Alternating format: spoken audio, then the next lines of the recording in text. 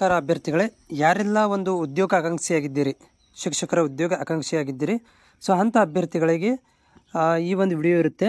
So ಈಗಾಗಲೇ ಕ್ರೈಸ್ ವಸತಿ ಶಾಲೆಗಳ ನೇಮಕಾತಿ ಬಗ್ಗೆ ಬಹಳಷ್ಟು ಒಂದು ಅಪ್ಡೇಟ್ಗಳನ್ನು ಆಗುತ್ತಿರುವಂಥದ್ದು. ಇದಕ್ಕೆ ಸಂಬಂಧಿಸಿದಂತೆ ಇಲ್ಲಿ ದಿಲೀಪ್ ಕುಮಾರ್ನವರು ಸಮಾಜ ಕಲ್ಯಾಣ ಇಲಾಖೆ ಟ್ವಿಟರ್ ಹ್ಯಾಂಡಲಿಗೆ ಒಂದು ಸರ್ಕಾರದ ನೊಂದ ಪದವೀಧರ ಮನವಿ ಅಂತ ಮಾಡ್ಕೊಂಡಿದ್ದಾರೆ.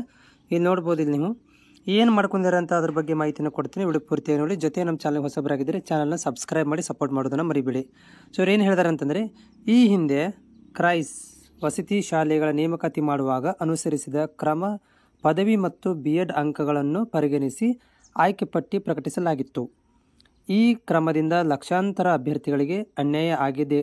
ಕಾರಣ, ಕೆಲವು ಸ್ವಾಯತ್ತ ಕಾಲೇಜುಗಳು ಮತ್ತು ಕೋವಿಡ್ ಸಮಯದಲ್ಲಿ ಎಕ್ಸಾಮ್ ಮಾಡದೆ ಶೇಕಡ 100 ಅಂಕಗಳನ್ನು ನೀಡಲಾಗಿದೆ. ಇದರಿಂದ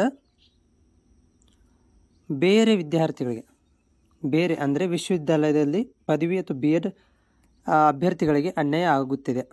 ಇದು ಸಮಾಜ ಕಲ್ಯಾಣ ಇಲಾಖೆ, ಶಿಕ್ಷಣ ಇಲಾಖೆ ಗಮನಕ್ಕೆ ಬಂದಿದೆಯಾ? ಬಂದಿದ್ದರೆ ಅದಕ್ಕೆ ನಿಮ್ಮ ಕ್ರಮ ಬಗ್ಗೆ ಮಾಹಿತಿ ಕೊಡಿ. ಕೇವಲ ಸ್ಪರ್ಧಾತ್ಮಕ ಪರೀಕ್ಷೆ ಪರಿಗಣಿಸಬೇಕೆಂದು ನಮ್ಮ ಮನವಿ ಅಂತ ಇವರು ಮಾಡ್ಕೊಂಡಿದ್ದಾರೆ. ಅಂದರೆ ಅವರು ಕಾರಣಗಳನ್ನು ಹೇಳ್ತಾ ಇದ್ದಾರೆ. ಕೋವಿಡ್ ಟೈಮಲ್ಲಿ ಒಂದಷ್ಟು ಎಕ್ಸಾಮ್ಗಳ 100ಕ್ಕೆ 100 ಮಾರ್ಕ್ಸ್ಗಳನ್ನು ಕೊಟ್ಟಿದ್ದಾರೆ.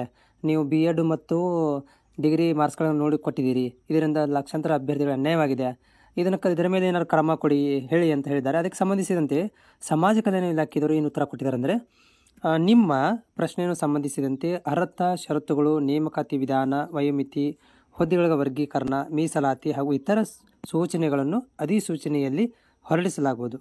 ಸದರಿ ವಿಷಯವನ್ನು KPSCಯ ಅಧಿಕೃತ ವೆಬ್ಸೈಟ್ನಲ್ಲಿ ನೀವು ಪ್ರಕಟಿಸಲಾಗುವುದು. ಅಂದರೆ ಅವರು ಏನು ಹೇಳಿದ್ದಾರೆ ಅಂದರೆ, ಮುಂದೆ ನಿಮ್ಮ ಸಂಬಂಧಿಸಿದಂತಹ ಒಂದು ಮಾಹಿತಿಗಳಿಗಾಗಿ ವಯೋಮಿತಿ, ವಿದ್ಯಾರ್ಹತೆ, ಷರತ್ತುಗಳು ಇವನ್ನೆಲ್ಲಗಳನ್ನು KPSC ವೆಬ್ಸೈಟಲ್ಲಿ ಅಪ್ಡೇಟ್ ಮಾಡ್ತಾರೆ, ಅಲ್ಲಿ ನೋಡ್ಕೊಳ್ರಿ ಅಂತ ಇವರು ಹೇಳಿ ರಿಪ್ಲೈಯನ್ನು ಮಾಡಿದ್ದಾರೆ.